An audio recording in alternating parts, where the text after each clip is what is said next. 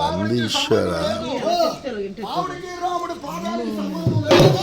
పాడుతోని కట్టుకుంటా వేకులు వైకుంటా ఆ పావుడు మీదకి ఆ పాదు ఈ పావుడు మీదకి ఈ పాదు 4 పాదాలతో సరిగ్గా మళ్ళా పాల మీద నవిలిపెట్లో మళ్ళా నిలబడతాడు.